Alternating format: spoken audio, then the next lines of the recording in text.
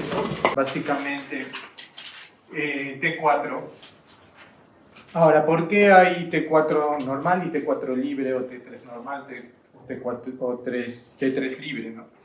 Recordar primero que la T3 es la fracción activa de la hormona, o sea, lo que, digamos, estimula las células, ingresa a las células para que hagan su efecto, es la T3, ¿sí? La T4 se vuelve T3 al perder un yodo, y esto se hace mediante una enzima, se hace un proceso de deyodación, que hace que la T4 se vuelva T3. Entonces, la tiroides secreta principalmente, pero no únicamente, pero sí principalmente, va a secretar T4, ¿sí? Que no es activa.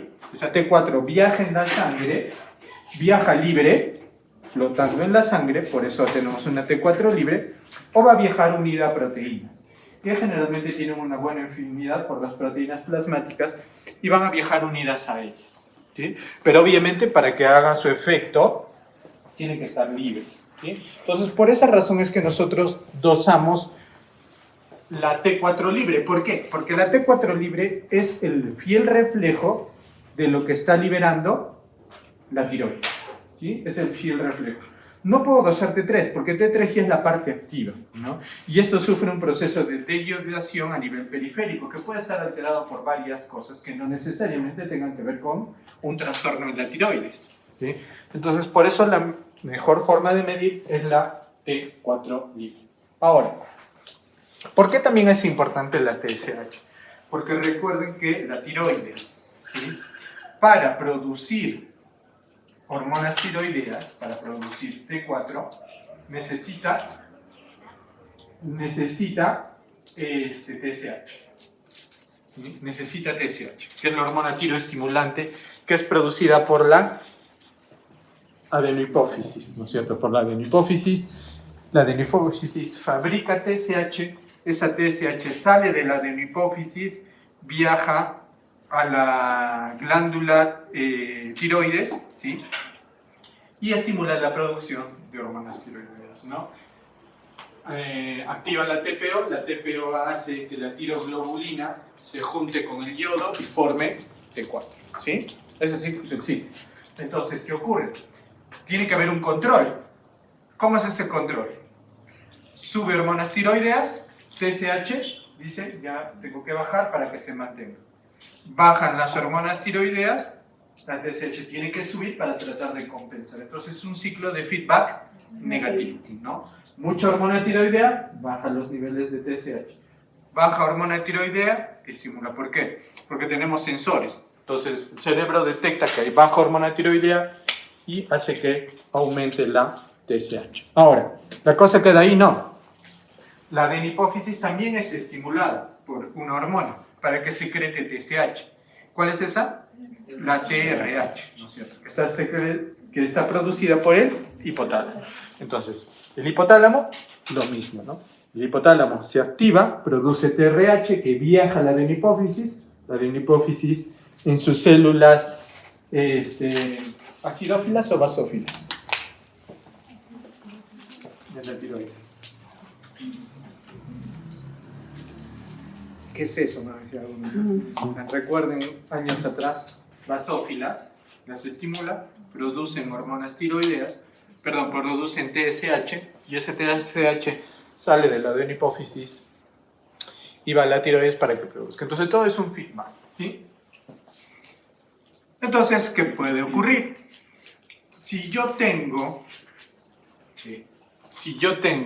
TSH baja, eso, ¿qué me quiere decir? ¿Que hay mucha hormona tiroidea o hay poca hormona tiroidea? Mucha. Por tanto, hipertiroidismo. Y lo contrario, si tengo mucha TSH, ¿qué quiere decir? ¿Que hay poca o mucha? Que hay poca, por eso la TSH sube mucho. Entonces eso es un hipotiroidismo. Entonces cuando tenga TSH alta, hipotiroidismo, TSH baja, hipertiroidismo, ¿sí? Pero ¿cuál es el valor normal? De 0.4 a 4. Puede variar, dependiendo del laboratorio, pero en promedio ese es un valor correcto, adecuado, entre 0.4 a 4. ¿Sí?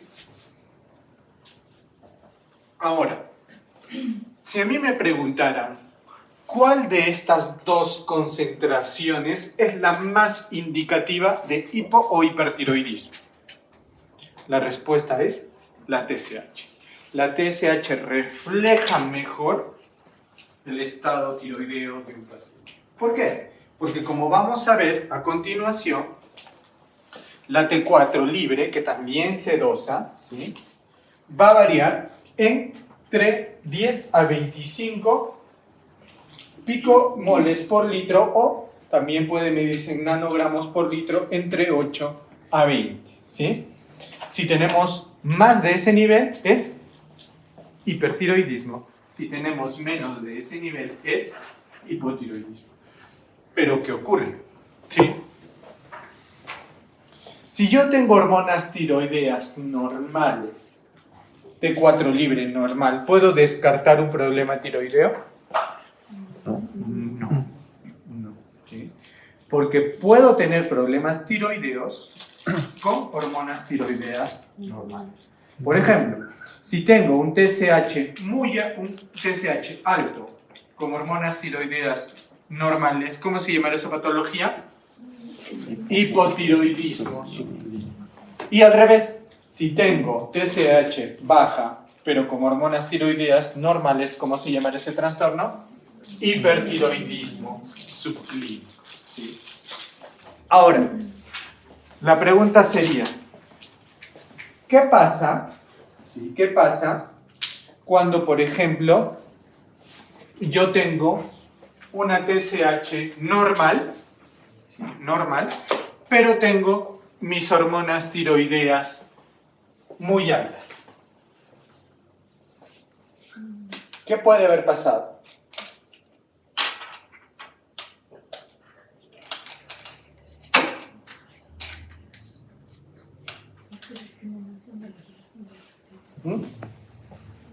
Como dice ahí, puede haber un adenoma secretor de TSH con resistencia a las hormonas tiroideas. Traduciéndolo al castellano, ¿qué puede pasar? Puede pasar lo siguiente, ¿sí?, que el paciente tiene genéticamente, que esto es muy raro, pero puede ocurrir, hay personas que por una mutación genética, sus células de los diferentes órganos, músculo, corazón, riñones, pulmón, no reciben, no absorben las hormonas tiroideas. Entonces, al no absorberlas, ¿sí?, se están manejando niveles persistentemente altos de hormonas tiroideas, ¿sí? Y sumado a eso, ¿ya?, lo que debería pasar, que cuando yo tengo niveles un poquito altos, ¿cómo debería estar la TSH? Debería estar baja. ¿Pero por qué podría estar normal? Porque puede ser que el paciente tenga un adenoma secretor de TSH, o sea, tenga un tumor en la adenopófisis que está lanzando TSH. Entonces vean que para que ocurra esto es una combinación de dos cosas raras, ¿no? Una persona que tenga resistencia a hormonas tiroideas con un tumor secretor de TSH. Ahora, vamos al lado contrario. ¿Podrá haber una enfermedad en la cual las hormonas tiroideas estén bajas y la TSH esté normal o baja? Sí. Y esa enfermedad se llama hipotiroidismo secundario y terciario también. Más adelante lo vamos a ver, ¿ya? También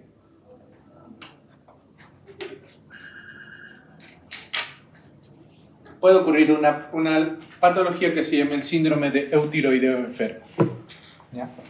El síndrome del eutiroideo enfermo ocurre habitualmente cuando tenemos niveles de TSH normales y T3 libre bajo, ¿ya?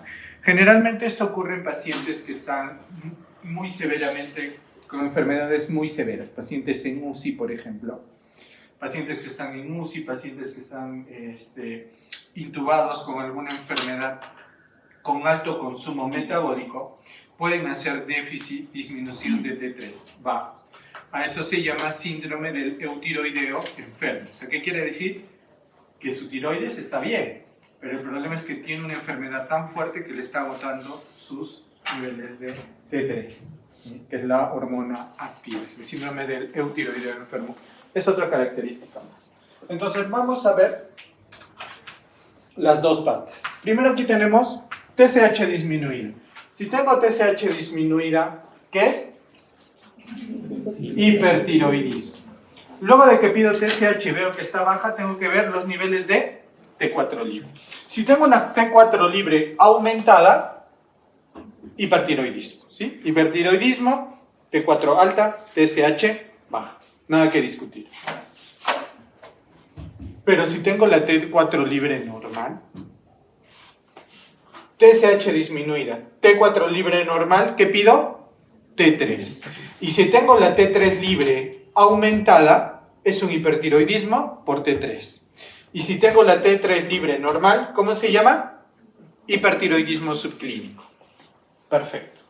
Ahora, en hipotiroidismo, más bien, voy a tener 4 tipos: primario, secundario, terciario y cuaternario. Dependiendo de qué zona me afecte. Hipotiroidismo primario. ¿Dónde es el problema? Glándula tiroides. ¿Qué ocurre? Esa glándula tiroides, por alguna razón, no fabrica T4. Entonces, ¿cómo estarán los niveles de T4? ¿Altos? ¿Normales o bajos? Bajos. Si están bajos, ¿cómo va a estar el TSH? El TSH va a estar aumentado. Eso es un hipotiroidismo primario. Secundario. Subimos una escalera. Viene la adenopófisis. El problema es el adenopófisis. Entonces, ¿cuál es el problema? Que no se produce ¿qué? TSH. Y si la TSH no está, la tiroides producirá hormonas. No. ¿Cómo estarán las hormonas tiroideas? Bajas. ¿Cómo estará la TSH? ¿Normal o baja? Baja. Puede estar normal o puede estar bajo, pero jamás alto. Lo correcto sería que suba, ¿no? ¿Por qué? Porque si tienes hormonas tiroideas bajas, ¿qué es lo que debes esperar? Que la TSH suba. Pero ¿cuál es el problema? Hay una enfermedad en la adenopófisis y que no permita que esos niveles se disparen, se quedan ahí chiquitos.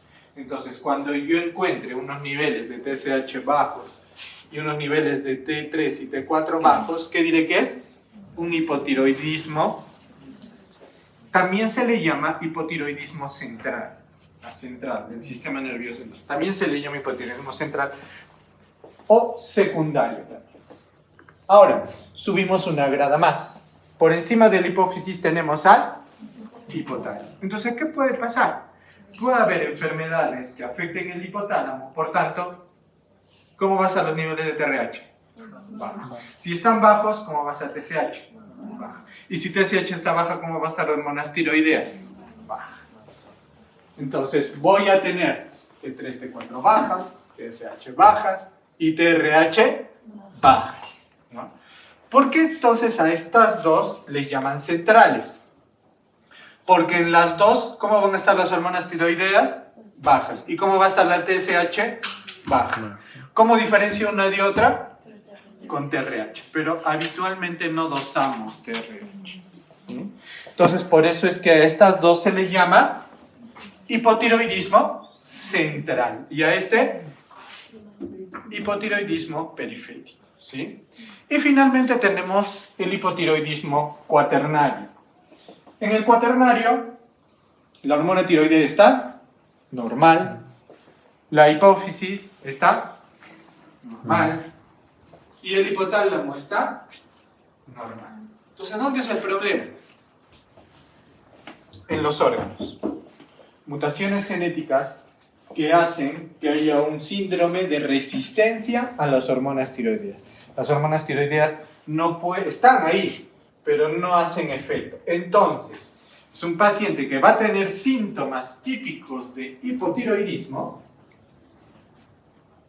pero va a tener niveles de T4, de T3 y de TSH dentro del valor normal. Quizás TSH se pueda subir un poquito. En algunos casos se puede subir un poquito. ¿Por qué? Porque el cuerpo manda señales de decir, me falta hormona tiroidea. Esas señales las transmite el sistema nervioso central y trata de ser producido. Pero estas hormonas, el problema es que no funcionan. Eso se llama hipotiroidismo cuaternario, ¿sí? Diagnosticar esto es un poquito complicado. Vamos entonces a entrar a hipotiroidismo. Vamos a ver algunas cosas muy generales, ¿sí? El hipotiroidismo tiene varias causas, como ya vimos. ¿Cuál es la principal causa de hipotiroidismo primario? Que es la más frecuente, más del 90% de casos de hipotiroidismo van a ser primarios. Y depende. Si es en una zona con países subdesarrollados, es el déficit de yodo. El no consumir yodo en la dieta es la causa más frecuente de hipotiroidismo en países subdesarrollados. En países no subdesarrollados, ¿cuál es la causa más frecuente? La tiroiditis de Hashimoto o enfermedad de Hashimoto o tiroiditis linfocítica crónica, que no es más que una enfermedad autoinmune, ¿sí? Enfermedad autoinmune que va a afectar a la glándula, ¿sí? El Perú, a pesar de lo que algunos de ustedes pueden pensar de que somos un país no desarrollado y qué razón quizás no les falta, pero en el Perú Hashimoto es la primera causa, ¿sí? Hasta hace no muy pocos años, ¿eh? Yo diría hasta hace quizás unos 10 sí era el déficit de yodo. 10 no, 20.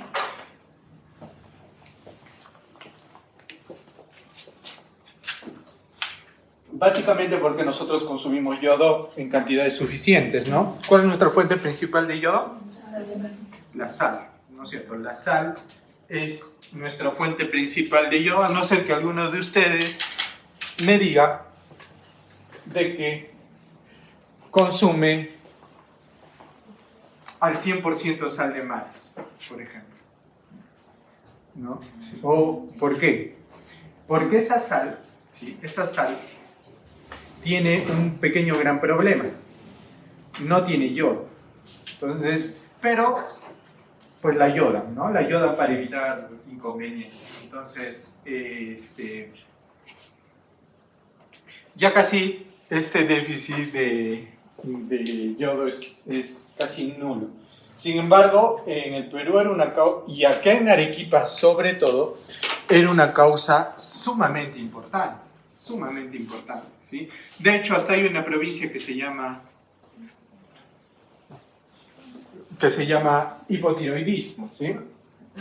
Prácticamente, ¿no? Cotahuasi, ¿sí?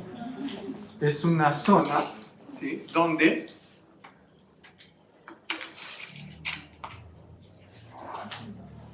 las personas hacían, por el déficit de yodo, podían producir, pues, pueden hacer bocios, ¿sí? Podían hacer bocios y, pues, bocio, esta inflamación del cuello, en quechua se llamaba cota, ¿no? Por eso se llama el pueblo Cotahuasi, que es el pueblo de los que tienen el cuello ancho, ¿no? Que es una provincia de Arequipa, que era la frecuencia de pacientes con bocio era gigantesca, ¿sí? Entonces, la enfermedad de Hashimoto más bien es una patología en la cual para diagnosticar yo no me puedo quedar solamente en las hormonas tiroideas, ¿sí? Tengo que pedir algo más. Porque recuerden que Hashimoto es una enfermedad autoinmune y para diagnosticar autoinmunes necesito anticuerpos. ¿Y cuáles son los anticuerpos específicos de tiroiditis de Hashimoto? El anti-TPO y la antitiroglobulina. Entonces, además de mi TSH, además de mi T4 libre, tengo que pedir anti-TPO y antitiroglobulina. ¿Tienen los hospitales en Arequipa? Sí, sí los tenemos, ¿sí? No hay problema. Ahora, hay ciertos fármacos que también me pueden producir hipotiroidismo, como por ejemplo yodo, litio, fenobarbital, fenitoína, carbamazepina, miodarona. ¿Y alguna vez han hecho esta pregunta en un examen de residentado? ¿Sí? Hay antituberculosos que provocan hipotiroidismo, ¿sí? Pero los de segunda línea. ¿Cuáles? La etionamida y el PAS. Etionamida y PAS. ¿Sí? Luego, pacientes con hipertiroidismo que son sometidos a radioterapia con yodo o a cirugía pueden llegar a un hipotiroidismo, ¿no? Secundario al tratamiento. Eso se llama hipotiroidismo iatrogénico, ¿sí?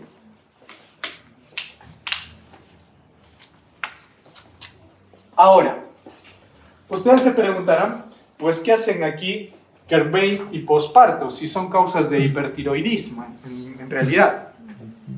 La tiroiditis subaguda de Kerbein es una causa de hipertiroidismo. Sin embargo, se ha visto en la presentación natural de la enfermedad que en pacientes con tiroiditis postparto y de Kerbein inicialmente es como que se apagan. Se apagan, dejan de fabricar hormonas tiroideas y luego explosión. Entonces, los pacientes pueden hacer un inicio con hipotiroidismo y luego empieza a subir las hormonas tiroideas, se suben muchísimo. Luego otra vez bajan, ¿no? Habitualmente sin tratamiento, generalmente en estas tiroiditis, solo será tratamiento sintomático. Ahora, causas de hipotiroidismo secundario, ¿sí? En el cual ya no es la glándula tiroides, sino o bien hipófisis o bien es hipotálamo, ¿sí? Puede haber neoplasias, inflamaciones, radiación cerebral, el síndrome de Sheehan que afecta hipófisis, algunos fármacos como los glucocorticoides, la dopamina, la somatostatina me pueden dar un hipotiroidismo secundario. También es importante recordar el hipotiroidismo congénito, ya saben, ¿no? Un hipotiroidismo materno puede llevarnos a un hipotiroidismo congénito. Y aparte, cuando ustedes ya diagnostican un hipotiroidismo, hay que pedir otros exámenes de laboratorio adicionales. ¿Como cuáles, por ejemplo? Electrolitos séricos. ¿Por qué? Porque estos pacientes con hipotiroidismo con mucha frecuencia hacen hiponatremias asociadas, ¿sí? De hecho, en el estudio de un paciente con hiponatremia, ¿sí? Está dentro de las causas posibles el hipotiroidismo, ¿sí? Un paciente con hiponatremia. Tenemos que pedir un hemograma, ¿sí? Porque estos pacientes también con mucha frecuencia hacen anemia. Tengo que pedir un perfil lipídico porque estos pacientes aumentan los niveles de colesterol, sobre todo, pero también pueden aumentar los niveles de triglicéridos. Y además también pueden aumentar sus niveles de homocisteína, que es una hormona que, una enzima que se ha visto muy relacionada con procesos de daño endotelial, ¿sí? Que me predisponen a infartos, tanto cerebrales como cardíacos, y la creatinquinasa, ¿sí? Aumentos de la CPK, la creatinfosfoquinasa. Bueno, en esta imagen tienen un resumen de algunas causas de hipotiroidismo primario. No las mencioné, puede ser, ¿no? El déficit de yodo me puede provocar hipotiroidismo, pero también el exceso de yodo. ¿Tiene sensatez esto? No mucho, ¿no es cierto? ¿Cómo es posible que me dé hipotiroidismo un déficit de yodo, pero también un exceso? Sí se puede. Y eso lo vamos a explicar más adelante cuando hablemos de dos fenómenos, ¿sí? El fenómeno de Wolff y el fenómeno de Jod-Basedow, ¿sí? Que son los responsables de esto. ¿Y por qué se los menciono? Porque hay dos fármacos que me pueden desencadenar estos dos efectos. ¿Uno cuál es? El yodo. El yodo me puede dar tanto hipo como hiper. ¿Habrá otro fármaco que tiene la misma característica? La miodarona. La miodarona. Muy bien. La miodarona es otro fármaco que tiene esa particularidad. Me puede dar tanto hipo como hiper. Es variable. Más adelante vamos a ver cómo va. Muy bien. Esto es ya para que repasemos un poco en casa. Tenemos las causas principales de hipotiroidismo, ya no primario, sino en este caso es secundario, o sea, el que afecta a la adenohipófisis, a la glándula hipofisiaria, o la que afecta al hipotálamo. Entonces tenemos diferentes condiciones, ¿sí? Asimismo, aquí vamos a ver fármacos, ¿sí?, que me van a alterar la función tiroidea, ¿sí?, por diferentes mecanismos. Tenemos 3 mecanismos principales de alteración de la función tiroidea. El primero es que se bloquee la síntesis, la producción o la liberación de T4. El segundo, que sean fármacos que destruyan la tiroides. Y el tercero es que son fármacos que interactúan con la levotiroxina y reducen su acción. ¿Sí? Tenemos esos 3 tipos de fármacos.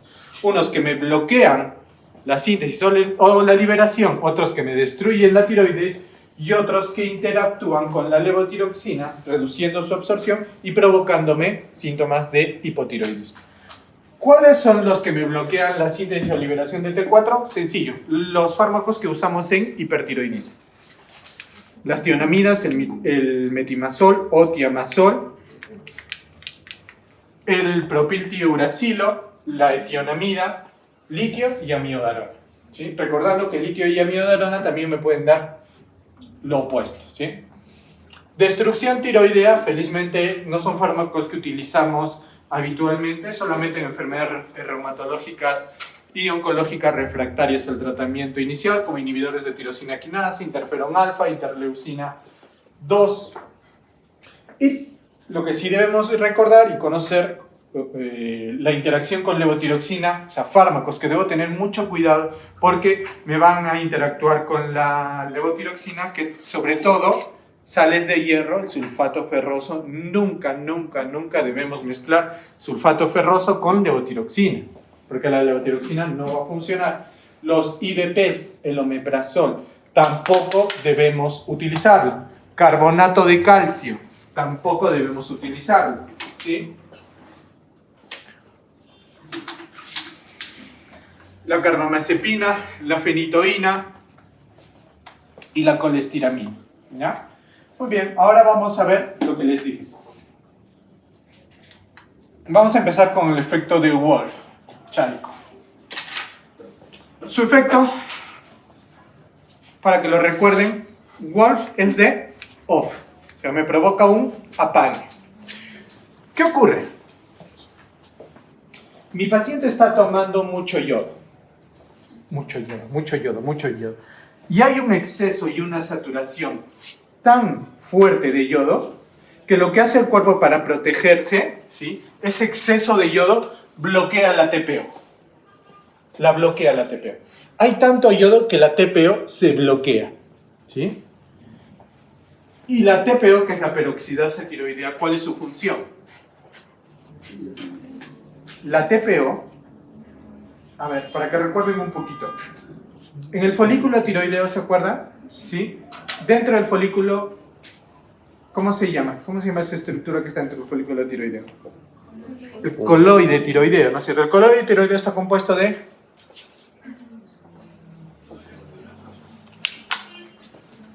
tiroglobulina, pues. La tiroglobulina. ¿Y para qué está ahí la tiroglobulina? Es como un caldito que está ahí esperando que llegue el yodo, se junte con la tiroglobulina y se fabrica T4. Se pega la tiroglobulina con el yodo, T4. Y listo, y sale a la sangre. Entonces, ¿qué pasa? Tenemos dos sustratos, tiroglobulina y yodo.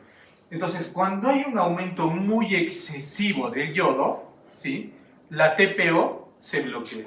Al bloquearse TPO, por mucho yodo que haya, ese yodo en exceso no se va a unir con la tiroglobulina, no va a formar T4 y los niveles de T4 se caen.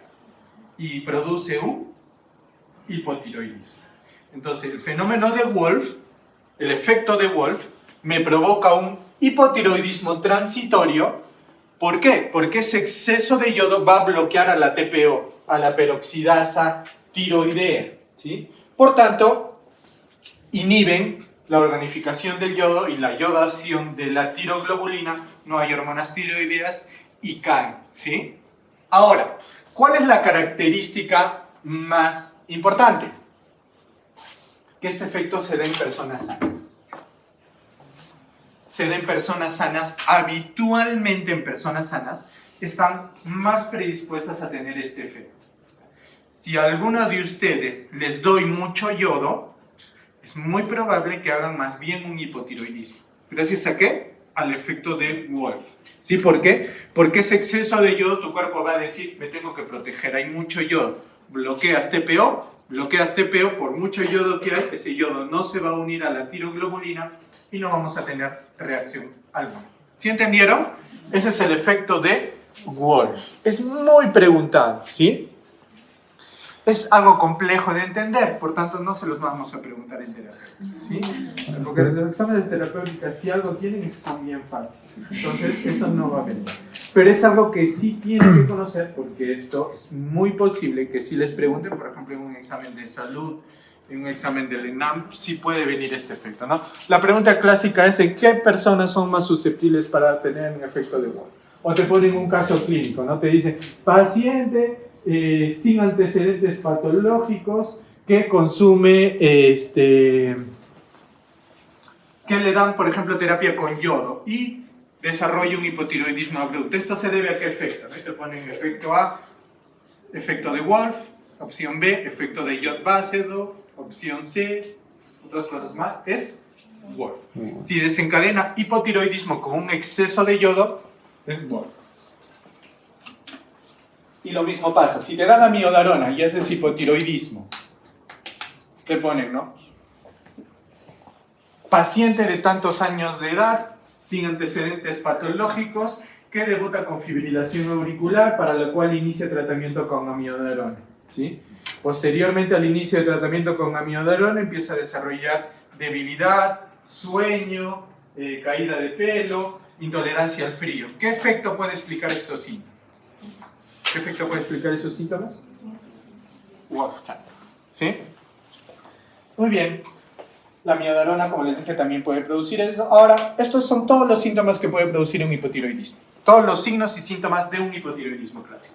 Pero se hizo un estudio en pacientes hipotiroideos a los cuales se les preguntó y se les dijo, oye, ya tú ya tienes hipotiroidismo, ¿cuáles fueron tus síntomas más que presentaste? ¿Y cuáles son los más frecuentes en los estudios macro? La fatiga, ¿sí? El letargo,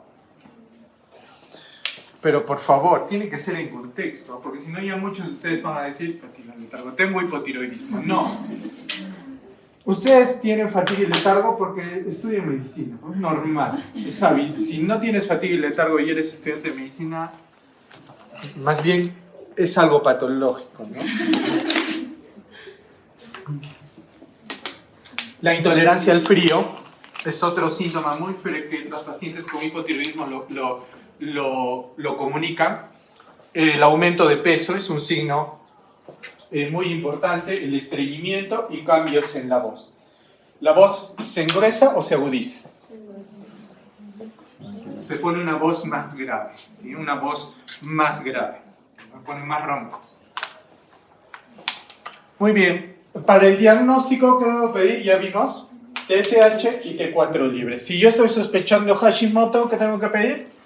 Anti-TPO y antitiroglobulina, ¿sí?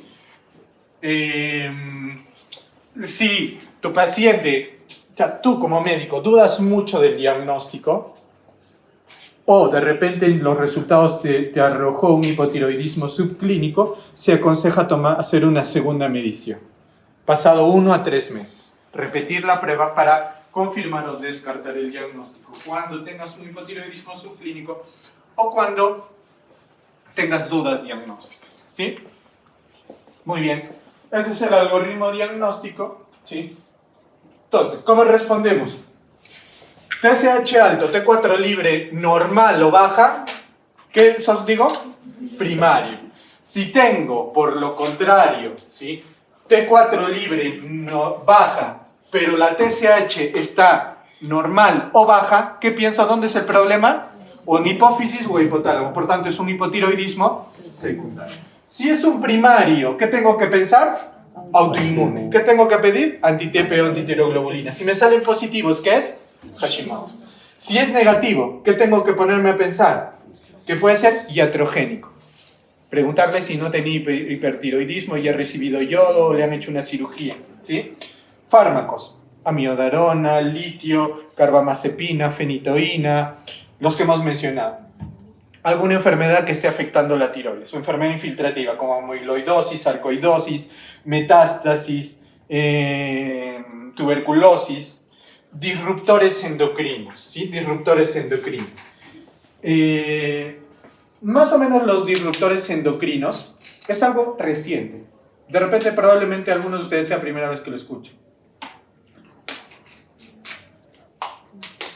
¿Cómo nos dimos cuenta? ¿Cómo llegamos a la conclusión de que esto existe?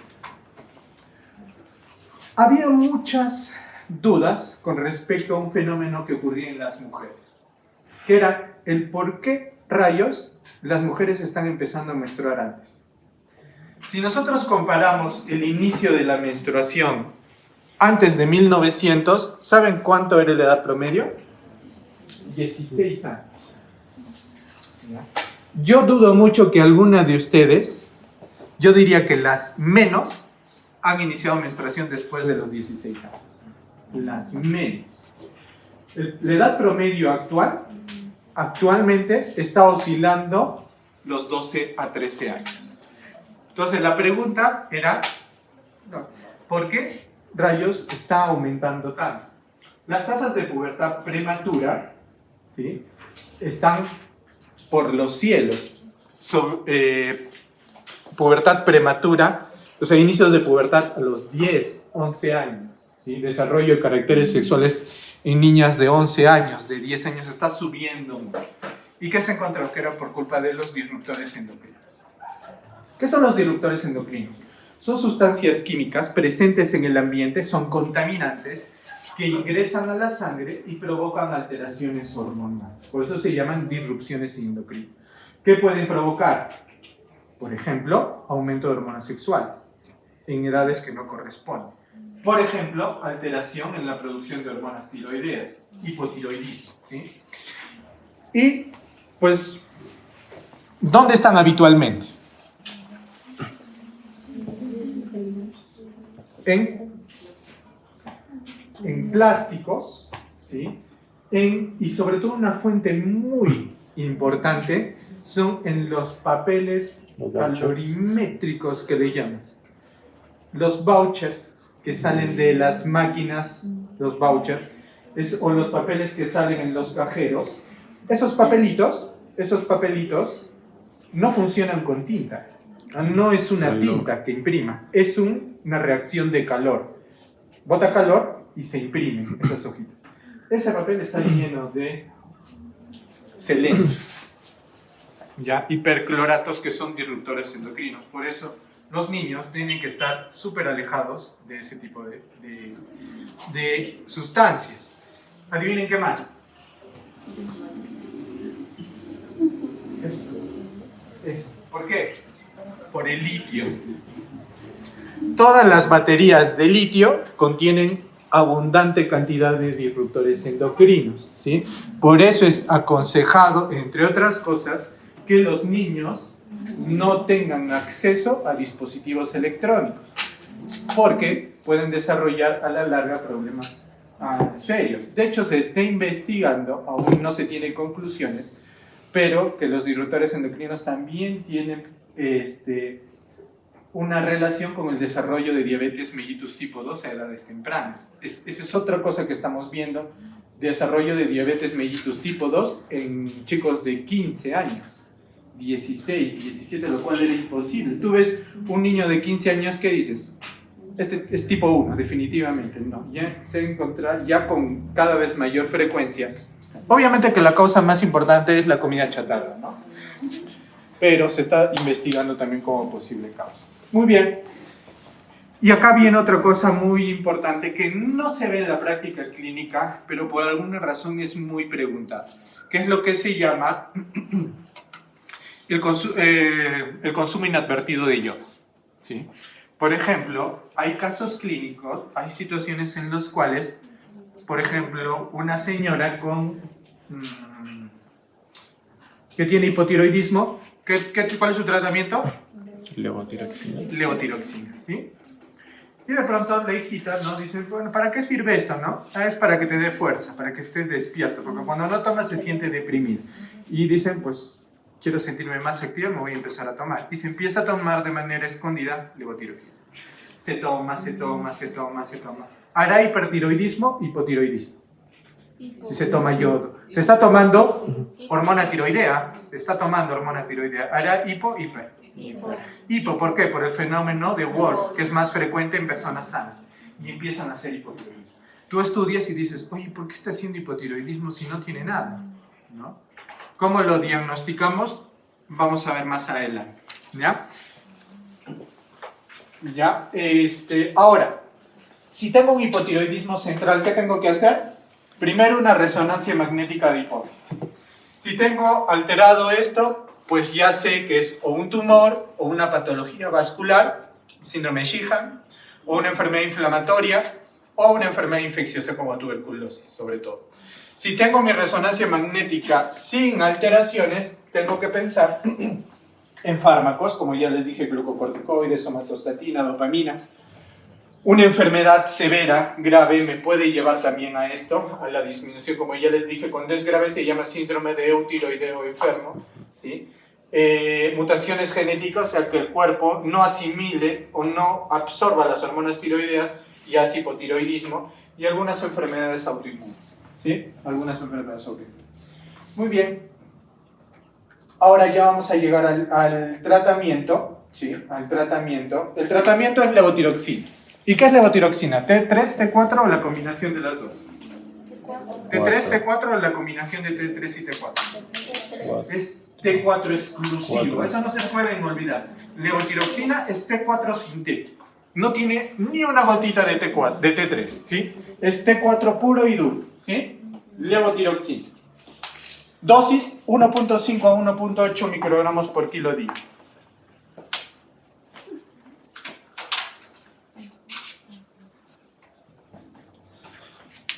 Habitualmente en el Perú la presentación genérica viene de 100, ¿no? En otros países, por ejemplo en Estados Unidos, te preparan de acuerdo a tu peso. Y de ahí luego tú vas modificando, ¿no? Alguna vez tuve la oportunidad de tener un paciente con hipotiroidismo y su dosis de levotiroxina era 116.2, hasta no me acuerdo.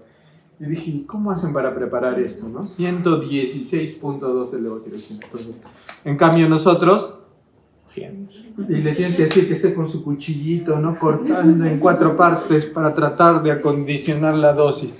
Sobre todo en los de CIS, ¿no? Que no tienen dinero para comprarse de marca, lo que viene ranurado tenemos que estar haciendo maravilla. Entonces la dosis es esta, pero en nuestro medio, por un tema también de adherencia al tratamiento, aconsejamos dar entre 75 a 150, o sea, de 3/4 de tableta a una tableta y media, dosis estándar. ¿Depende de qué? Del peso, ¿sí? Ahora, esa dosis de 1.5 a 1.8 es en el hipotiroidismo primario. En el central o secundario se recomienda una dosis más bajita, 1.3. ¿Sí? 1.3. Ahora, ¿para todos es así? No. Por ejemplo, en ancianos se recomienda iniciar con dosis más baja. ¿Cuánto? 25 a 50 microgramos al día. Y una vez que inicias con eso, le puedes ir aumentando la dosis cada 2 semanas. Pacientes que tienen cardiopatía.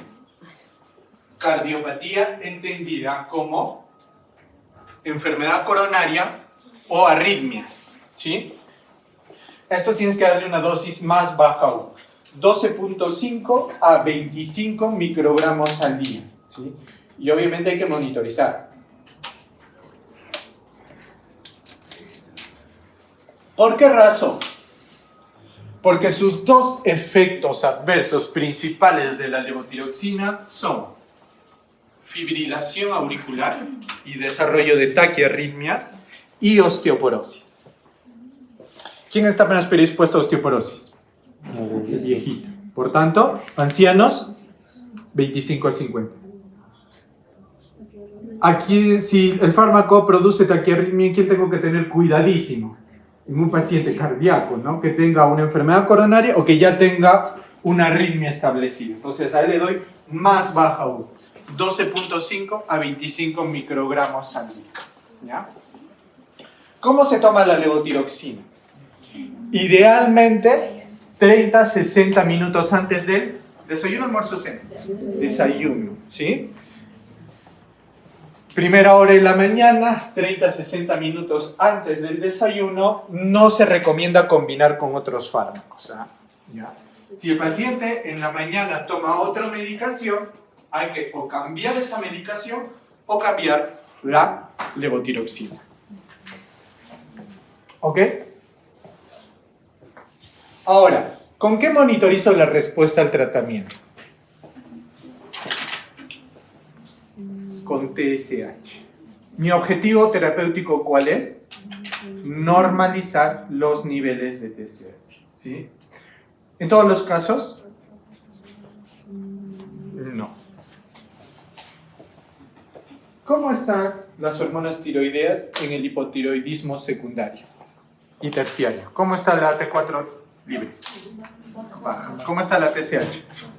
¿Normal o baja? Entonces, ¿podré controlar con TSH? No. Entonces, en casos de hipotiroidismo secundario, ¿con quién controlo? Con T4 libre. Ahora, una vez que inicio tratamiento, ¿cuánto tengo que esperar para pedir un dosaje de hormonas tiroideas? De 4 a 12 semanas. Nunca antes. ¿Sí? No se recomienda pedir antes de las 4 semanas un dosaje de hormonas tiroideas porque no voy a llegar a evaluar el rango real después del tratamiento. Pero, si luego de este periodo yo veo que no alcanzo el tratamiento, ¿qué hago con la levotiroxina? ¿Duplico la dosis? ¿Triplico? ¿Qué hago? Aumento de 15 a 25. Es un aumento de dosis recomendable, solamente entre 15 a 25 microgramos, ¿sí? Y eso se recomienda no aumentar cada día, sino cada 1 a 3 semanas, hasta lograr niveles de TSH normales, ¿sí? Muy bien. Y una vez que conseguí valores normales, pues ya... Entonces, ¿cuál es mi objetivo de tratamiento? TSH normal. Y si tengo secundaria, T4 libre. Ahora, ¿qué pasa si no logro este objetivo?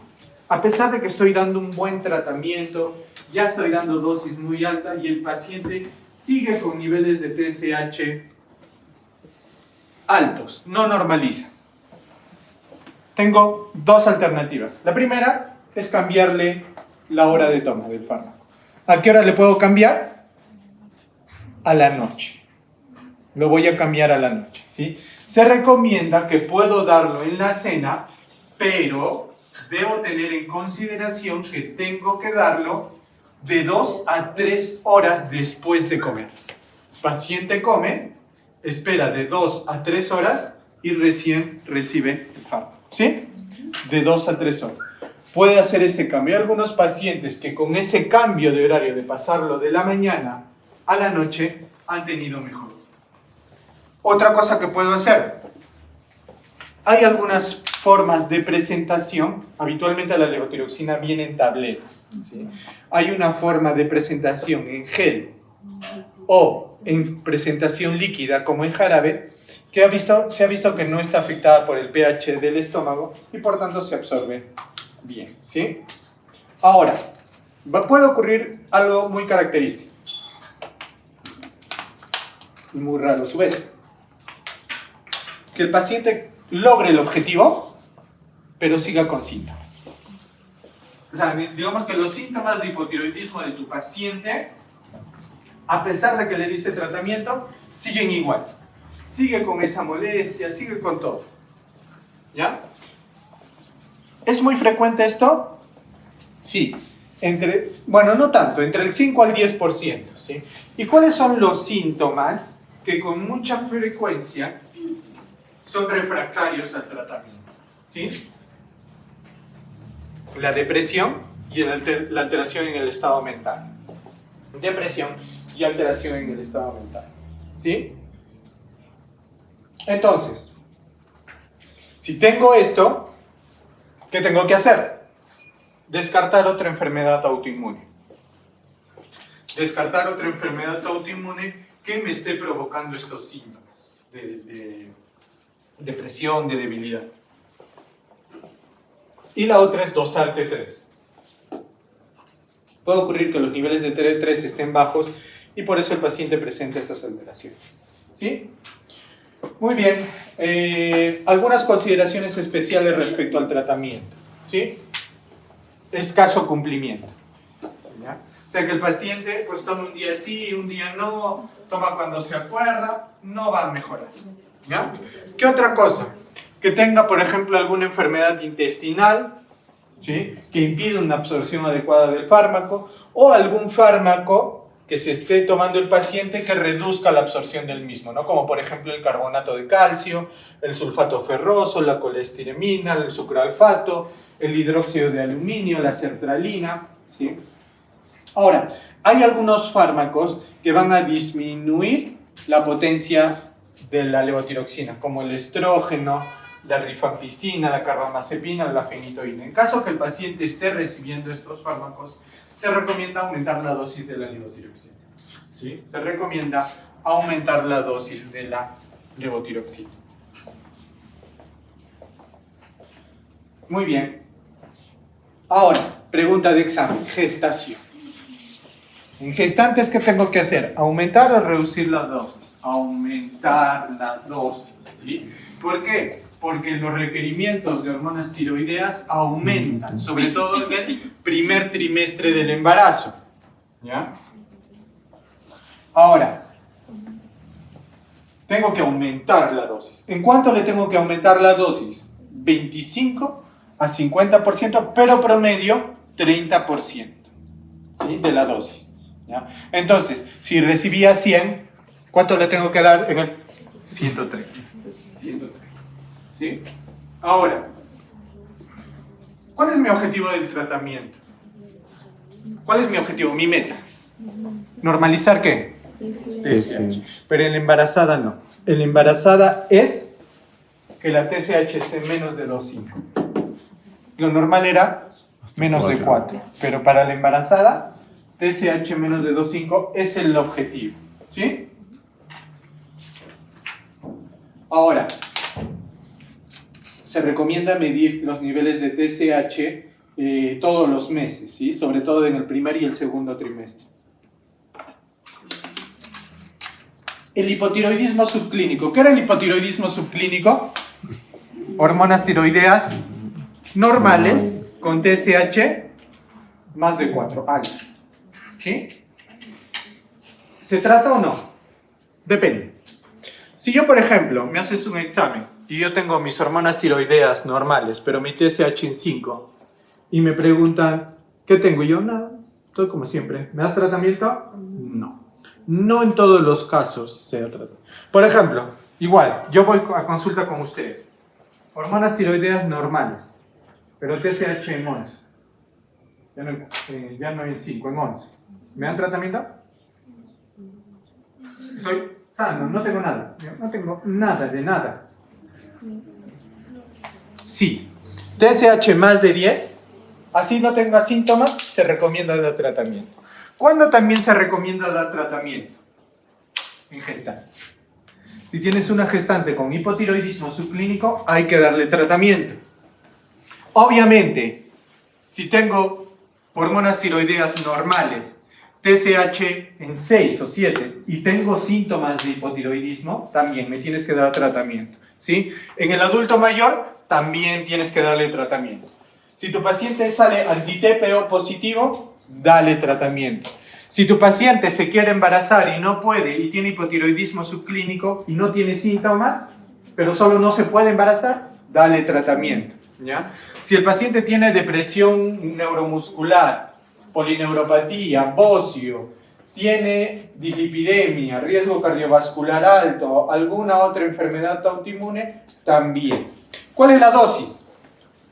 25 a 50 microgramos por día, o sea, el 50% de la dosis del hipotiroidismo normal. A las 4 o 8 semanas le doso TSH, ¿sí?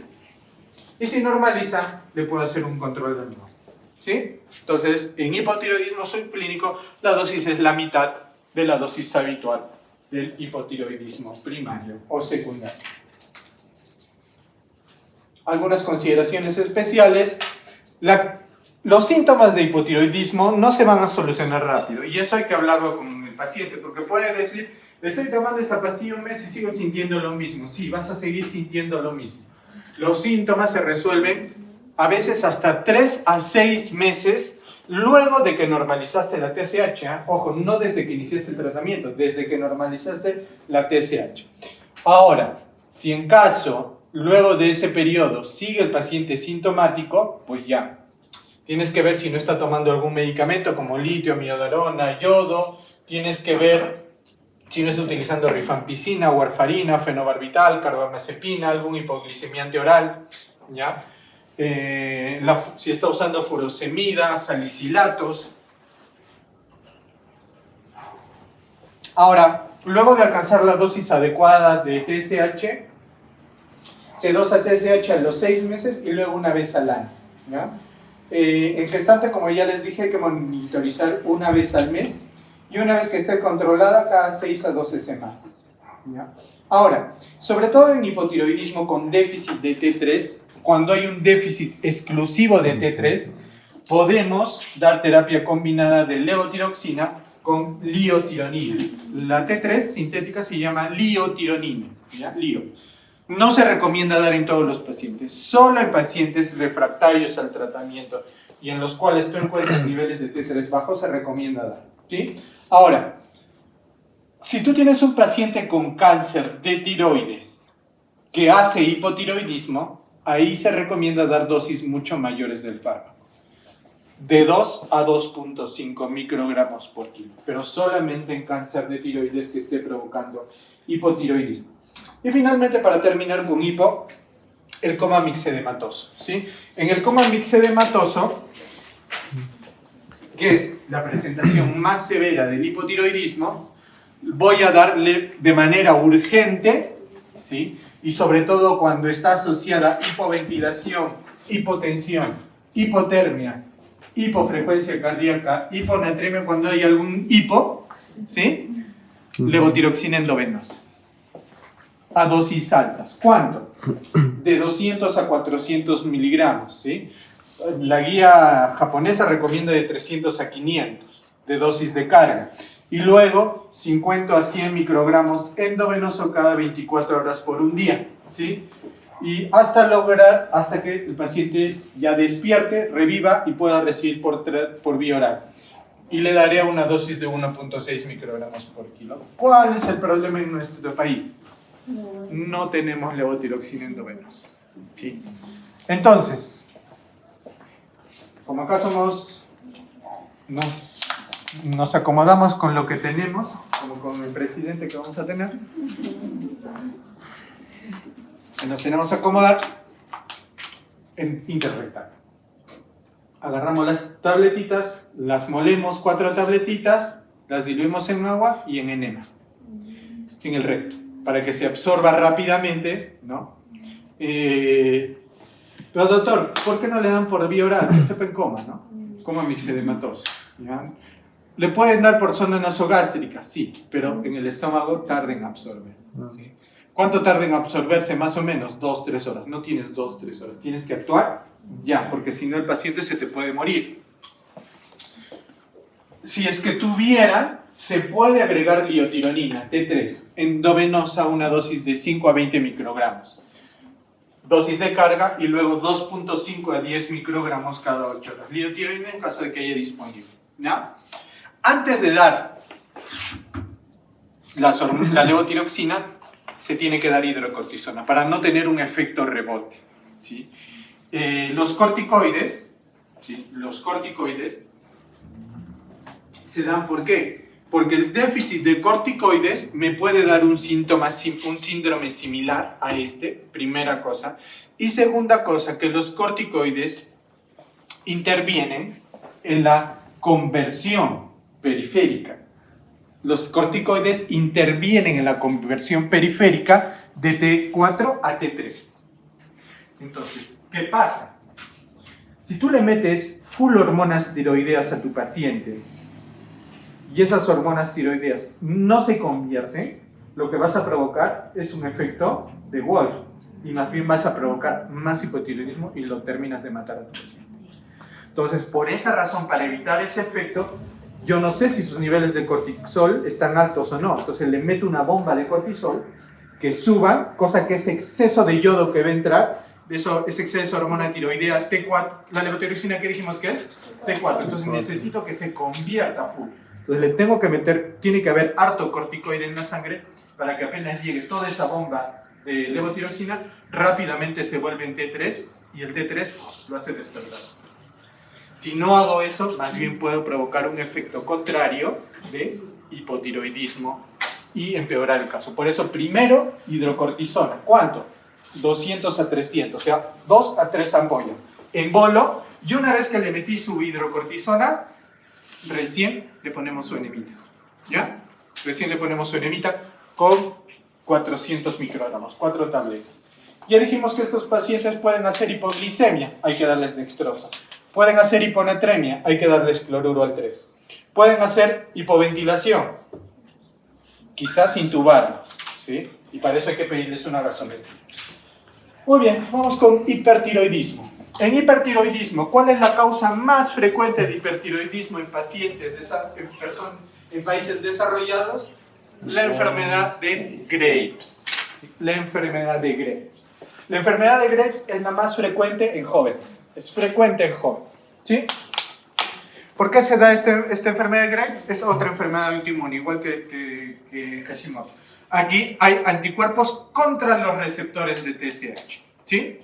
Ahora, ¿cuál es la causa más frecuente de hipertiroidismo en países subdesarrollados, con déficit de yodo? El bocio multinodular tóxico. Pero en Perú, Graves.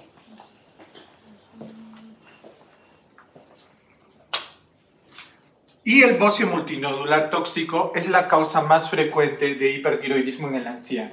¿Sí? Es muy raro, muy raro un Graves en un anciano. Graves es una enfermedad de jóvenes. Y sobre todo, hombres y mujeres. Mujeres, típico en mujeres. ¿Sí? Es muy frecuente en mujeres. Hay otras causas menos frecuentes de hipertiroidismo, como por ejemplo el hipertiroidismo inducido por yodo, la presencia de adenomas, que son tumores tiroideos, la tiroiditis subaguda o de Kervain, la tiroiditis indolora, ingesta de hormonas, que se esté tomando levotiroxina esa persona, ¿sí? Vamos a ver. Ahí están todas las causas para que las revisen, ¿sí? Marcadas las principales. ¿Ya?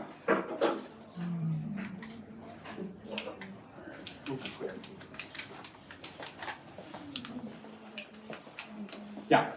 Entonces, vamos a ver el efecto contrario, yod básico. ¿Por qué se produce? Aquí, ¿qué me está ingresando más? Hormona tiroidea, me está ingresando full yodo. Entonces, ese cuerpo, esa glándula tiroidea, va a agarrar todo ese yodo, lo va a juntar con la tiroglobulina y ¡fum!, va a empezar a producir. ¿Y por qué no hay ese efecto de control? O sea, ¿por qué no hacen ese bloqueo? O sea, ¿por qué no bloquea TPO como mecanismo de defensa?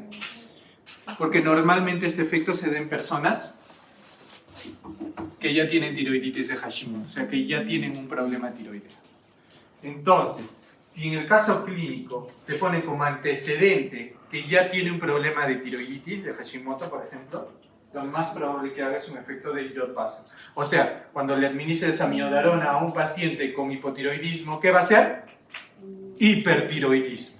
¿Sí? ¿Por qué? Por el efecto de yodo, que es un efecto ON, se activa. Este exceso de yodo va a ser un sustrato para que se fabrique más T4, ¿sí? Esa T4 se va a convertir en T3 y los niveles de T3 van a aumentar los efectos como fibrilación auricular, ¿sí? Que puede producir un ACV isquémico, ¿sí? Muy bien, vamos con los síntomas y signos de hipertiroidismo, que ya los conocen, ¿no? El exoftalmo, la alopecia, el nerviosismo, agitación, ¿sí? El bocio, que es típico de la enfermedad de Graves, el paciente no tolera el calor, todo lo contrario a un hipotiroidismo, ¿sí? Entonces, vamos al algoritmo diagnóstico, igual que en el anterior. Mido mi TSH y mi T4 libre. Si mis niveles de TSH están bajos, pero las hormonas tiroideas están normales, ¿qué es? Hipertiroidismo subclínico, ¿no? Si tengo TSH baja, pero hormonas tiroideas normales, hipertiroidismo subclínico. Tengo TSH baja y hormonas tiroideas altas, T4 libre alta, ¿qué digo que es? Hipertiroidismo. Si tengo TSH normal o elevada y hormonas tiroideas elevadas, ¿qué diría? Adenoma. No es normal. Si tengo hormonas tiroideas altas, ¿por qué rayos tendría TSH alto? Además dijimos que hipertiroidismo, ¿qué es? TSH. ¿Por qué tengo entonces alta? Hay un tumor que está secretando TSH. Pues.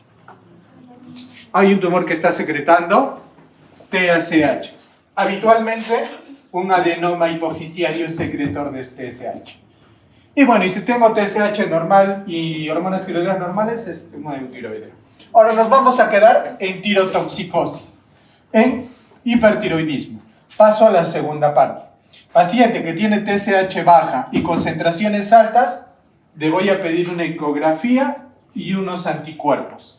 ¿Para qué? Para identificar el bocio, para identificar lesiones. ¿Y los anticuerpos para qué? Graves. Para identificar Graves. ¿Y cuáles son los anticuerpos de Graves? El TRAP y el TSI. Son los dos anticuerpos, ¿sí? El TRAP y el TSI. El TRAP, que son los anticuerpos contra los receptores del TSH, anticuerpos contra receptores de TSH, y las inmunoglobulinas estimulantes de la tiroides, la TSI. Entonces, si yo tengo un paciente que su tiroides está grande y tiene anticuerpos positivos, Graves. Si tengo un paciente que tiene bocio pero anticuerpos negativos, pensaré que es un BMT, un bocio multinodular, o un adenoma tóxico, solitario. ¿Sí? Ahora, ¿qué más puedo pedir? La prueba de captación de yodo radioactivo. Si tiene una captación difusa, o sea, es en toda la glándula, ¿qué pienso? Graves. Es un bocio difuso. Ahora, si tengo un bocio localizado, pueden ser dos cosas. Si son múltiples foquitos, ¿eso qué es? Bocio multinodular tóxico. Varios focos. Si es solo un foco, un adenoma solitario de tiroides.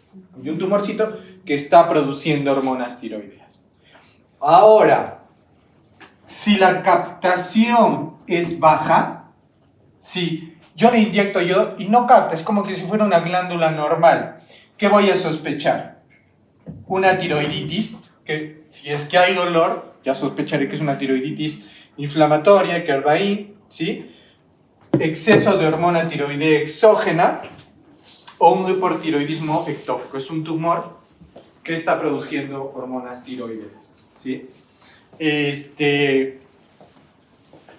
muy habitual, lo he visto ya en varias preguntas de tipo caso clínico, que pregunten por hipertiroidismo facticio o el consumo subrepticio de hormonas tiroideas. el paciente se toma hormonas tiroideas, desencadena un hipertiroidismo. Pues si tú no te explicas qué puede estar pasando, ¿no? Porque no tiene ningún antecedente, le haces una ecografía, no se ve gran cosa, le haces una captación de yodo, es negativa. ¿Qué sospechas? Consumo, ¿sí? Hay un caso muy rarísimo que solo los voy a mencionar para que despierten un poquito, que es el hipertiroidismo por hamburguesa. Existe esa enfermedad, hipertiroidismo por hamburguesa. Ahora ustedes se preguntarán, ¿por qué comer una simple y sencilla hamburguesa me puede dar un hipertiroidismo? ¿Ya? Eso fue un caso anecdótico. En Estados Unidos en los años 80 hubo un brote de hipertiroidismo en una comunidad. De pronto, más o menos 100 a 120 personas empezaron a llegar a los hospitales por hipertiroidismo, por síntomas de hipertiroidismo. Y pues, obviamente los manejaron, pero dijeron, oye, ¿por qué de un momento al otro tanta gente empezó a hacer hipertiroidismo? Y investigaron, ¿y qué pasó? Resulta que habían preparado una hamburguesa del cuello de la res. Habían metido exclusivamente el cuello de la res y había entrado toda la hormona, la tiroides. Entonces, esa tiroides había sido molida e incluida dentro de las hamburguesas. Entonces, la gente que se comió esas hamburguesas eran de tiroides prácticamente, ¿sí? Y empezaron a desarrollar sí. Y entonces, consejo, no coman tiroides, por favor, ¿ya? No coman tiroides. Sospechen, si es que tienen un paciente con casos de hipertiroidismo y han descartado todo, pregunta, ¿no? Si es que no ha comido un producto cárnico molido que puede haber tenido hormonas tiroides. Piensa también en eso como una posibilidad. Y sobre todo, cuando tengan un paciente con hipertiroidismo y joven, pregunten si no tiene un familiar con hipotiroidismo. Si les dicen que tiene un familiar con hipotiroidismo, sospecho mucho que esa persona se está tomando las hormonas tiroideas sin decirle a nadie, ¿no? Hay diversas razones, hay muchísimas razones, ¿ya? Desde personas que tienen problemas psiquiátricos hasta personas que dicen, oye, si esto la pone más despierta a mi mamá, ¿por qué no mejor me la tomo para estar más activo durante el día, ¿no? Algunos hacen esa asociación, ¿ya? Entonces, hay que sospecharlo. ¿Y cómo lo concluyo? Porque cuando tenemos estas situaciones no capta yodo. No capta yodo porque la glándula está normal. Entonces, el tipo de bocio también me va a ayudar al diagnóstico, como podemos ver ahí, ¿no? Si tenemos un bocio difuso, ¿en qué pienso? En Graves. Si tengo nódulos múltiples, bocio multinodular tóxico. Si solo palpo un nódulo, adenoma tiroideo. Si duele, tiroiditis subaguda, ¿sí? Y si es una glándula normal, hipertiroidismo facticio o inclusive un Graves. En estadios iniciales, Graves no puede dar bocio, por si acaso. Graves puede que no dé bocio. El tratamiento está enfocado en 3 líneas, ¿sí? Drogas antitiroideas, radiación ablativa y cirugía, ¿ya? Y adicionalmente a eso tengo que dar sintomáticos, obviamente, ¿no? Vamos a empezar con los sintomáticos. Los pacientes van a tener taquicardia, van a tener sudoración, van a tener nerviosismo, van a tener temblor, ¿no? ¿Qué tengo que darle? Beta bloqueadores, ¿no? Entonces, si por ejemplo tienes que sustentar tu tesis, ¿sí? Y estás desesperado porque no paras de sudar, estás temblando, estás taquicárdica, te estás olvidando de las cosas, un cachito de beta bloqueador te puede ayudar a salir bien librado del asunto. Pero con cuidado. Porque hemos tenido un caso de un interno que se tomó y se desmayó.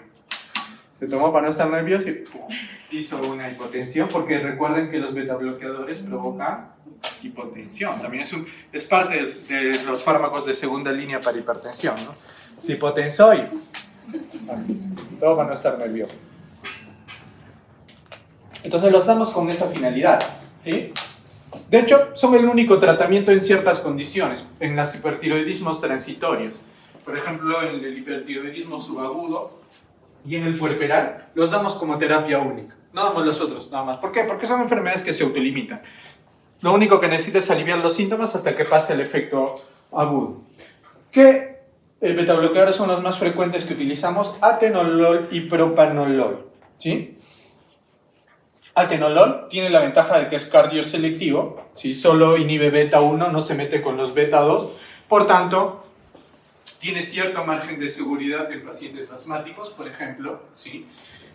Alivia las palpitaciones, el temblor, la ansiedad, ¿sí?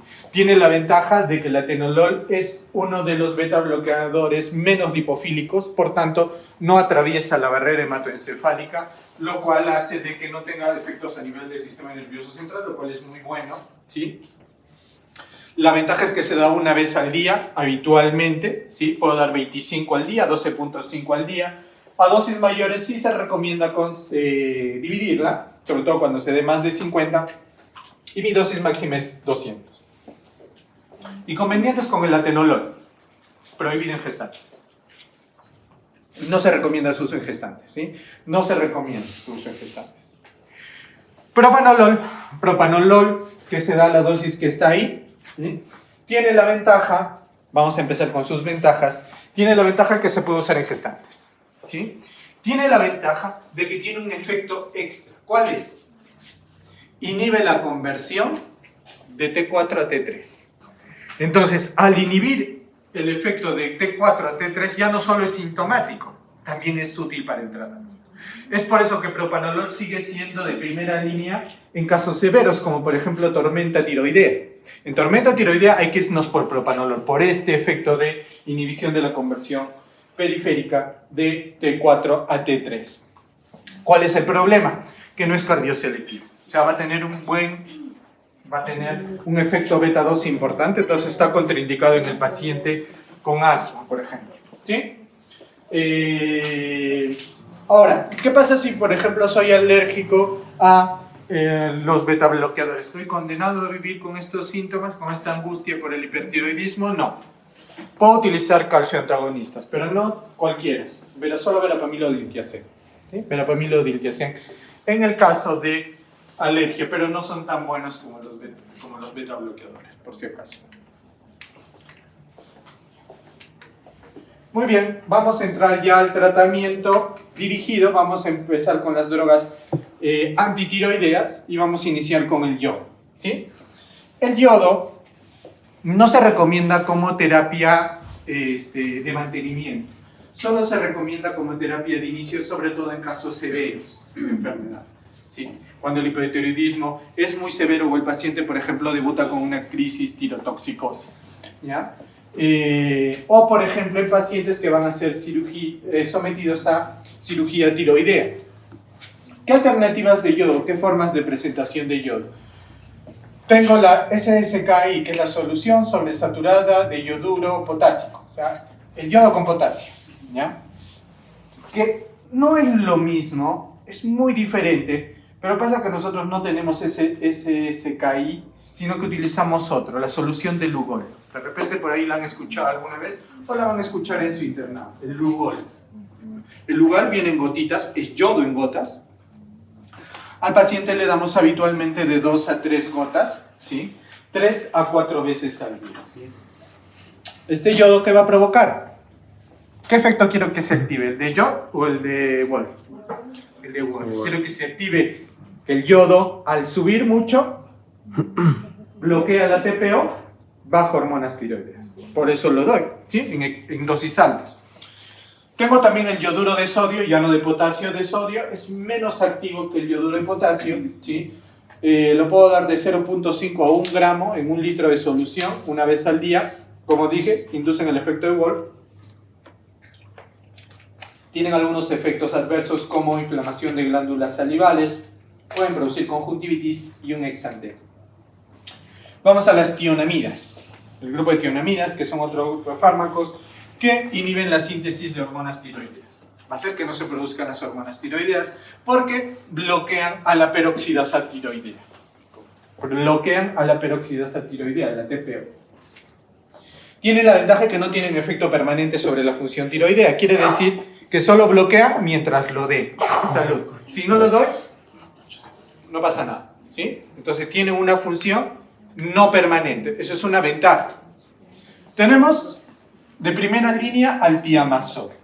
¿Sí? El tiamazol es el de primera línea.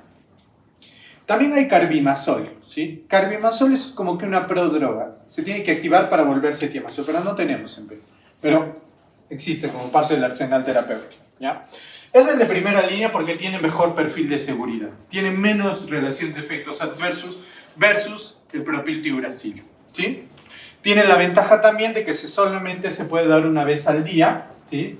De 5 a 40 miligramos, en casos graves se puede dar más dosis, ¿sí?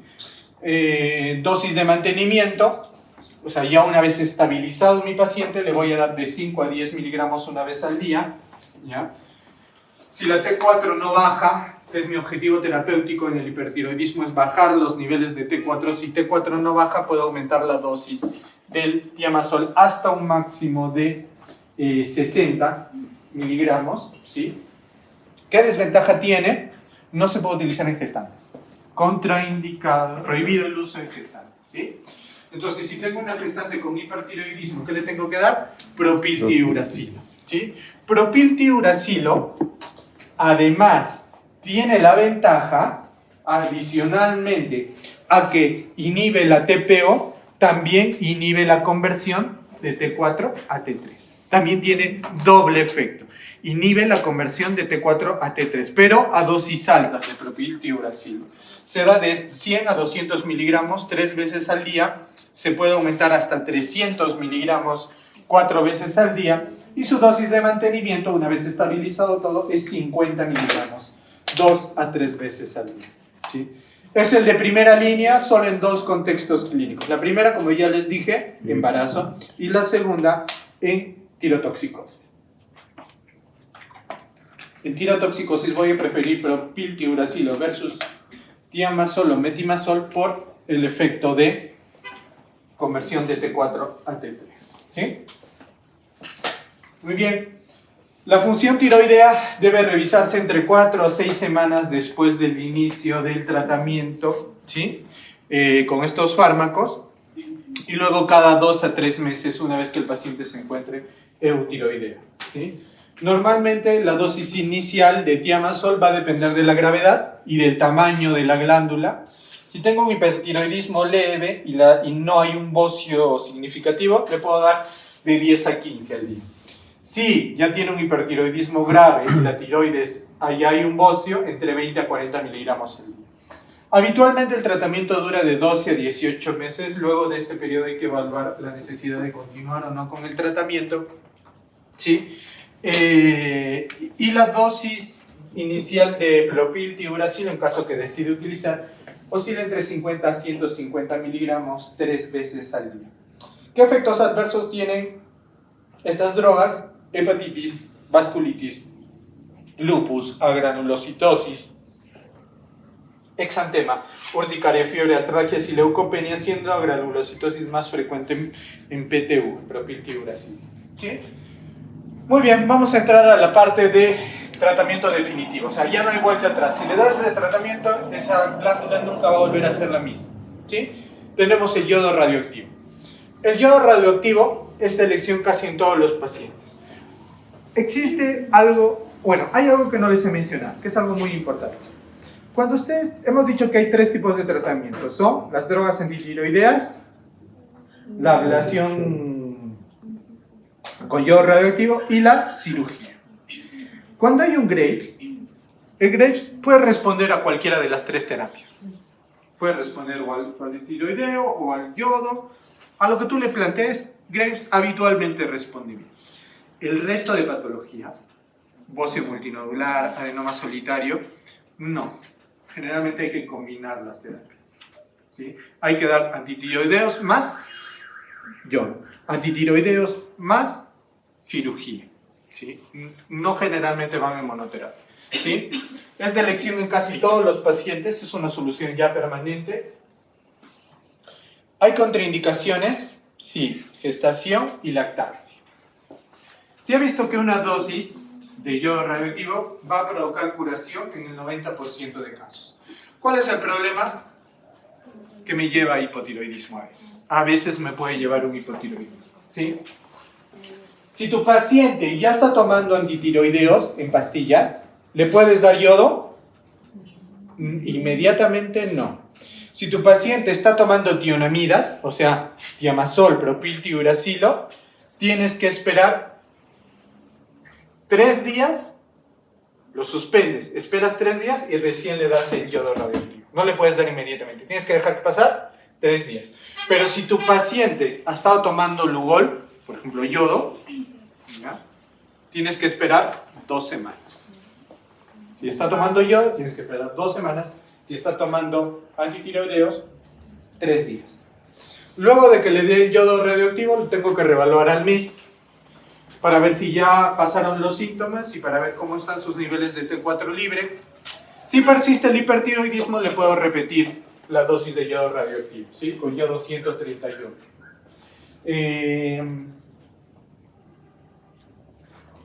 Si le doy una segunda vez y no logro efectos, ¿qué hago?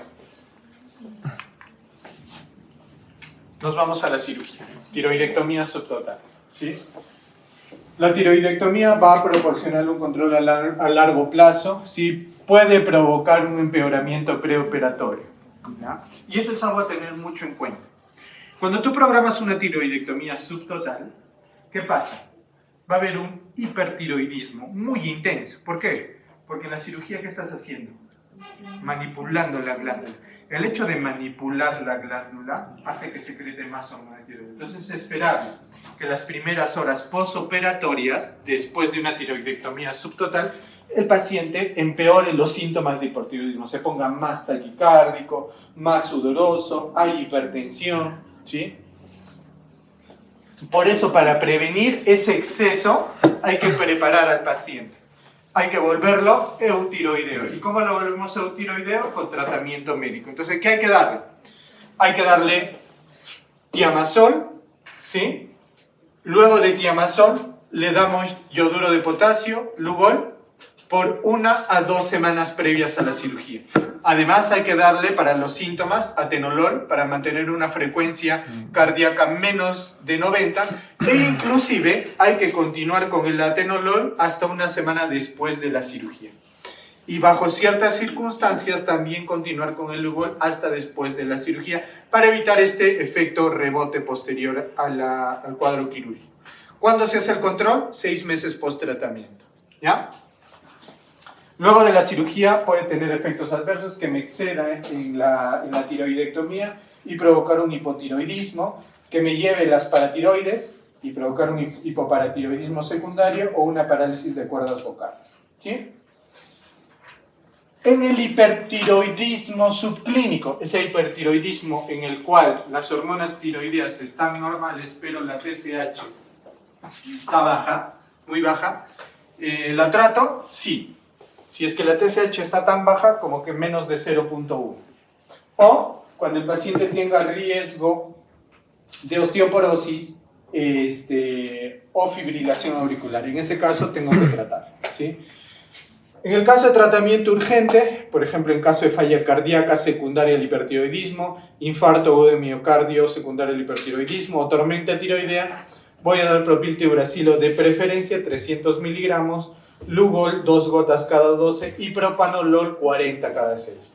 Propiltiuracilo 300, yoduro de potasio 2 gotas cada 12, propanolol 40 cada 6. En caso de gestante, como ya les mencioné, propiltiuracilo es el de elección. Y acá hay un error, ahí es propanolol, no atenolol, ¿ok? Muy bien, en tormenta tiroidea, que es una emergencia médica, voy a dar propiltiuracilo, como les mencioné, ¿sí? A dosis altas, 0.5 a 1 gramo. Voy a dar también, aparte de propiltiuracilo, yoduro de potasio, 5 gotas, en caso se presente una tormenta. Tengo que dar propanolol a dosis altas, inicio con 60 hasta 80 para controlar la frecuencia cardíaca a menos de 100. Y le tengo que dar corticoides, 300 miligramos de introcortisona en bolo y luego 100 cada 8, ¿ya? Voy a dar antipiréticos porque esos pacientes pueden hacer fiebre, lo voy a hacer una hidratación adecuada porque pierden mucho líquido. Habitualmente la crisis tirotoxicósica se da secundaria una infección, tengo que manejar la infección, o secundaria alguna otra enfermedad, tengo que manejar esa enfermedad que me ha desencadenado el cuadro clínico. Muy bien, y ya para terminar, vamos a ver insuficiencia suprarrenal. ¿Cuál es la causa más frecuente de insuficiencia suprarrenal? Addison. Ah, caramba, los corticoides yo pensé que provocaban Cushing. Addison. En realidad, ya, vamos a ver, la causa más frecuente de insuficiencia suprarrenal primaria. ¿A qué me refiero con insuficiencia suprarrenal primaria? ¿Dónde está el problema? En la suprarrenal. En el Perú, ¿cuál es la causa más frecuente? En el mundo desarrollado es la autoinmune, una adrenalitis autoinmune, pero en el Perú, ¿en qué somos campeones? En enfermedades. Tuberculosis. Tuberculosis es la causa más frecuente de insuficiencia suprarrenal primaria, pero no la causa más frecuente de insuficiencia suprarrenal. ¿Cuál es la causa más frecuente de insuficiencia suprarrenal? Addison. Un médico recién egresado. Es la causa más frecuente. ¿Por qué? Vamos a ver. No viene el tema, pero por ejemplo el síndrome de Cushing sí saben qué es, ¿no es cierto? Es cuando el paciente se toma mucho corticoide por mucho tiempo y de pronto pues, empieza a hinchar, ¿no? Parece un pollo, ¿no? Piernitas flacas, hinchado, estrías violáceas, ¿sí? El cuello se le engresa. Si le llega un paciente con Cushing, ¿qué es lo que hacen ustedes? ¿Qué harían? ¿Qué le dirían? Que deje de tomar corticoides, ¿no es cierto? Perfecto, ¿ven? Insuficiencia suprarrenal, ¿no? Va contigo y dices, señor, ¿por qué está así? No, es que me estoy tomando dexametasona, 2 tabletitas todos los días. ¿Desde hace cuánto? Hace un año. Deje de tomar. El paciente desobedece, ¿sí? Deja de tomar y al día siguiente viene en emergencia con shock, hiponatremia, hipercalemia, hipoglicemia. ¿Qué hizo? Insuficiencia suprarrenal secundaria a la suspensión abrupta de corticoides. ¿Qué es lo que tengo que aconsejarle a un paciente con Cushing? Bajarle la dosis. Decirle, ¿sabe qué? Vamos a tener que bajar la dosis de esto hasta poder retirarla del todo, porque lo que le ha provocado así, esto hinchadito, es los corticoides, ¿sí? Sin indicación clínica. Es la causa más frecuente, ¿sí? Como dice aquí, quería hacer esa aclaración por lo que dice aquí. La primaria se debe con más frecuencia a causa autoinmune. Eso es cierto, en el mundo, pero en nuestro país no. En nuestro país es TB. Y en general en Latinoamérica.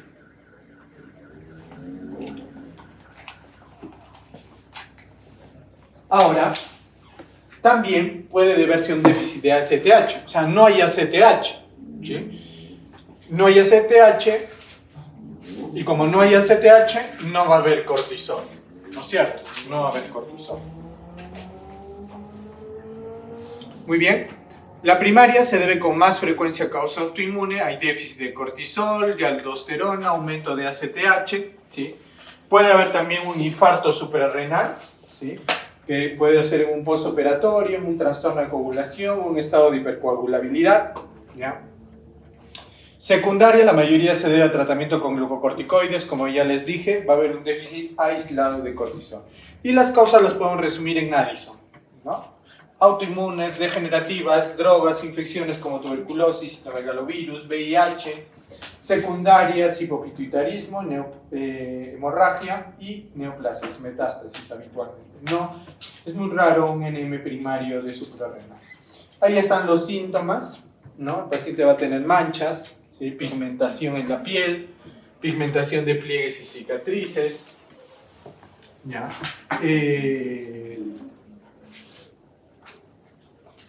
Astenia, anorexia, debilidad muscular, ¿ya? Pérdida de peso, hipoglicemia, hiponatremia. En el laboratorio voy a encontrar todo esto, puedo encontrar en una enfermedad de Addison. Y en el diagnóstico voy a hacer la prueba de estimulación con tetracoxactina, que se da 250 microgramos y el cortisol plasmático se mide 30 minutos después. Lo normal es que el cortisol suba. ¿Qué rayos es eso? ACTH. ACTH síntesis. Eso es ACTH sintético. ¿Qué hace el ACTH? ¿Se acuerdan? ¿Qué hace?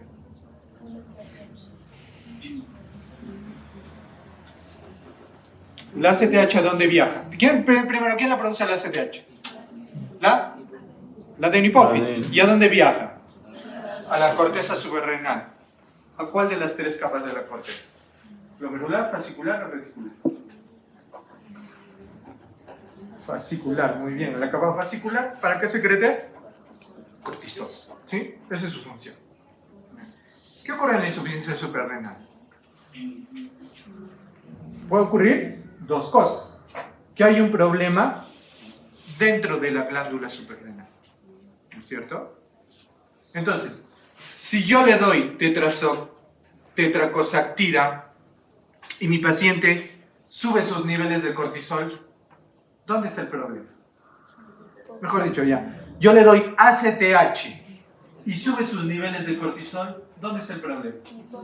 A nivel central. Puede ser en la hipófisis o también en el hipotálamo. ¿Por qué? Porque recuerden que la ACTH está estimulada ¿por quién? ¿Ah? No, no existe ACRH. GRH, ¿sí? Ahora, puede ser arriba. Pero ¿qué pasa si yo le pongo el ACTH y no le pasa nada al cortisol? ¿Dónde es el problema? Entonces, esta prueba me ayuda a diferenciar un problema primario o secundario. ¿Sí? Ahora, entonces, ¿cómo va a estar la ACTH en la primaria? ¿Cómo estarán los niveles de ACTH en insuficiencia suprarrenal primaria? Aumentada, ¿por qué? Porque al detectar los niveles bajos de cortisol, ¿qué va a hacer el cuerpo? Producir ACTH, pero tenemos una glándula suprarrenal muerta. Entonces, ¿cómo diferencia una primaria? Porque la ACTH está muy elevada, ¿sí? ¿Clínicamente puedo diferenciar una insuficiencia suprarrenal primaria de una secundaria? Clínicamente sí. Sí se puede. ¿Cómo? Por la piel, exactamente. La ACTH, aparte de estimular a la capa intermedia de la corteza suprarrenal para que secrete cortisol, esta ACTH también estimula a los melanocitos. Entonces, al tener unos niveles súper altos de ACTH, los melanocitos se hiperactivan y te empiezas a poner moreno. Pero si no estás moreno, quiere decir que tus niveles de ACTH están bajos. Y si están bajos, probablemente esta sea una causa secundaria. Probablemente un tumor hipoficial. Entonces la clínica también me puede ayudar un poquito a diferenciar una del otro. ¿Sí? ¿Sí se entendió? ¿Verdad? Muy bien. Ahora, ¿qué hago? ¿No? Crisis suprarrenal. ¿No? Ese paciente que te fue, estás en tu serum, ¿no? Te fue con Cushing, le dijiste, no, ya deje de tomar esa Dexa que le va a hacer daño, ¿no? Al día siguiente viene tu paciente con dolor abdominal, debilidad, hipotenso, y te acuerdas y dices, uy, ya sé qué hice. ¿Pero qué tienes que hacer? Meterle lo más rápido que puedas hidrocortisol. 100 miligramos endovenoso cada 8 horas. Idealmente hidrocortisol. Sobre todo, ¿cuándo? Cuando sepas que tu problema es en suprarrenal. Si tú sospechas que esta causa es primaria, métele hidrocortisona. ¿Por qué razón? Porque si la causa es primaria, probablemente no. ¿Qué capa está por encima de la fasciculosa? La glomerular. ¿Y qué secreta la glomerular? Aldosterona, los mineralocorticoides. Entonces, probablemente ese paciente tampoco tenga mineralocorticoides. Y la hidrocortisona tiene actividad tanto gluco como mineralocorticoide. Entonces, les das los dos, le das hidratación, lo tienes que hidratar, le pasas un suero salino en bolo para subir la presión, ¿sí? Si no tienes hidrocortisona, le tienes que dar mineralocorticoide. ¿Cuál es el mineralocorticoide sintético que tenemos? La fludrocortisona. que la vas a dar a 0.1 miligramos por vía oral, como dice acá. En el caso de primaria, le das eso, ¿sí? En el caso de primaria. Ahora, cuando hay un problema secundario, ¿la glándula está bien? La glándula está bien, ¿no es cierto? En un secundario. ¿Cuál es el problema? Que la adenohipófisis no secreta ACTH, entonces no lo estimula. ¿La aldosterona cómo estará?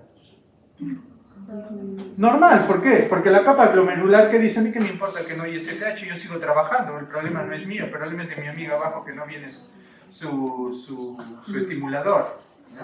Entonces, ¿amerita darle mineralocorticoides a ese paciente con secundaria? No. Entonces, si tú no sabes cuál es el diagnóstico, o sea, tienes dudas, dices, pucha, no sé si esto es primario o secundario, me queda la duda. Puede ser que sea secundario porque, a ver, vaya, no lo veo muy moreno, ¿no? Esta cosa está media rara, dale Dexa. ¿Por qué Dexa?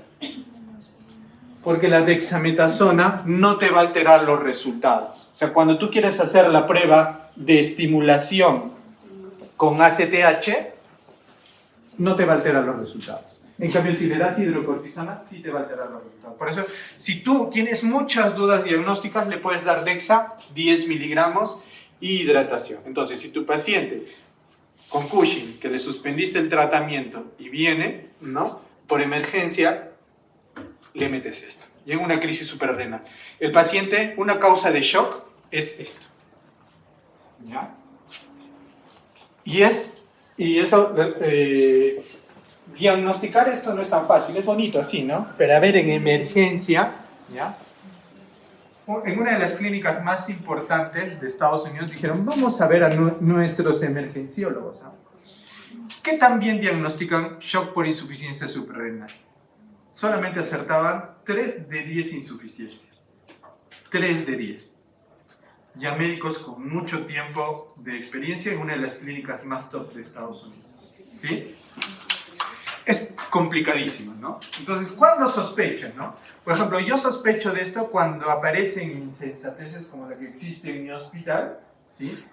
Que de verdad me da ganas de lanzarme al puente. Shock séptico de foco desconocido. Ponen shock séptico de foco desconocido. Yo le pregunto a mi residente, ¿y por qué shock séptico? Me dicen, porque está hipotenso, doctor. Y porque tiene el lactato alto. Ya, pero eso le puede dar cualquier shock. ¿Dónde está su foco? No sé, todo está bien. Entonces, ¿por qué es séptico? Es que no puede ser hipovolémico, porque no ha perdido volumen. Y tampoco es obstructivo, porque ya le han hecho ecocardio y ya está todo bien. Entonces, ¿por qué es séptico? No saben explicarlo. Entonces, probablemente y varias veces he encontrado que es un déficit de suprarrenal. Le ponemos un poquito de corticoide y el paciente ya está feliz en la vida. Entonces, hay que sospecharlo, sobre todo sospechenlo en emergencia y el próximo año que ustedes estén trabajando de interno. He visto que es muy habitual en los casos que los pacientes vienen con shock, obviamente en hipotensos, vienen con dolor abdominal, se quejan mucho de un dolor epigastrio y vienen con hiponatremia e hipercalemia. Si es un paciente con hiponatremia, hipercalemia, shock, y ese paciente no tiene diarreas, no ha perdido sangre, no tiene ningún tipo de infección, su examen de orina está normal, su hemograma está normal, no te apunta nada a sepsis, no tiene neumonía, sospecha en insuficiencia suprarrenal como etiología y actúa rápidamente. ¿Cómo? Suero. ¿Sí? Y ya una vez tu paciente esté estabilizado, le puedes reponer el cortisol con prednisona y la aldosterona, como ya vimos, con fludrocortisona, en el caso sea una primaria. En una secundaria, solo repones cortisol. O, si puedes, dale hidrocortisona, que tiene doble efecto, le das 15 a 25 miligramos al día en 2 a 3 dosis. Recordar que siempre cuando des corticoides, da la dosis más alta en la mañana, porque si lo haces en la noche, ese paciente no va a dormir. Cortisol te mantiene despierto, ¿sí? Pacientes que tienen insuficiencia suprarrenal y que están cursando una infección o van a ser sometidos a una cirugía, hay que aumentarles la dosis. ¿Cuánto? Duplicar la dosis que reciben. Si es que tiene una enfermedad, lesión o en un perioperatorio, duplicar la dosis por 2 a 3 días. Si el paciente tiene asociado a su crisis muchos vómitos, se recomienda dar dexametasona 4 miligramos intramuscular. ¿Sí? Y bueno, ya les dije, en caso de enfermedades o lesiones graves, hidrocortisona 50 miligramos cada 8 horas como mínimo. Menos de 50 de hidrocortisona pierde su efecto mineralocorticoide. Entonces hay que dar más de 50. Y si es primario, como ya dije, necesita también aldosterona. La aldosterona, quedamos por vía oral, es la fludrocortisona, ¿sí? Y la dosis se ajusta para regular la presión arterial y los niveles de potasio, ¿sí? Muy bien, eso sería todo.